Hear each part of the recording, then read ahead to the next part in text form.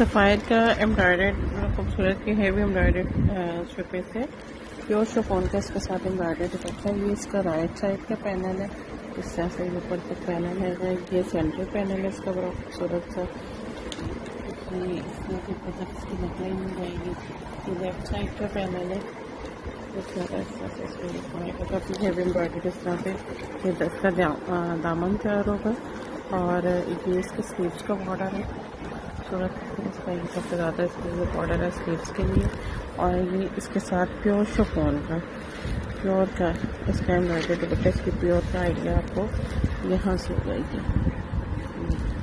pure chiffon के इसका embroidered दुपट्टा